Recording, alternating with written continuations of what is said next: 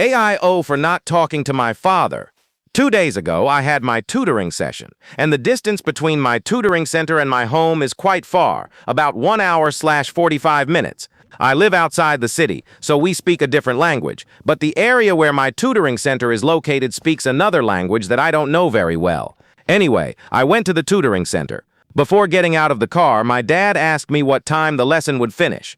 I told him I didn't know because the lesson hadn't started yet, but I added that he should be there by 5 p.m. at the latest because we would leave by 5:15 p.m. He agreed and left. As I predicted, I finished at 5:07 p.m. and he hadn't arrived yet. I called him immediately, and he said, "I'm at my mom's house, I'm coming," and I said, "Okay," and hung up. At 5:19 p.m., I called him again to ask where he was because I was alone. He told me to walk around a bit because he had something to do there. He knew I was sick that day. I was feeling very unwell, had nausea, hadn't eaten, drunk water, or slept properly, and I also had an exam.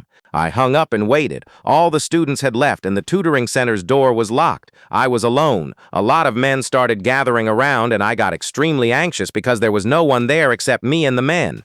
Also, in this area, there had been recent incidents where some students had been killed. I called my mom and told her what my dad had said, then hung up. My dad arrived at 5:35 p.m. I was extremely angry and asked him why his business was more important than me. We argued in the car for a while. When we got home, according to my sister, my uncle had fallen asleep and she asked him to close a window. My uncle is 34 years old and healthy. I was also cold and scared. I am a 16-year-old girl with anxiety and depression, and I had previously had panic attacks and fainted just from stress. So my mother saying I'm being a brat and that my father didn't do anything wrong, but am I?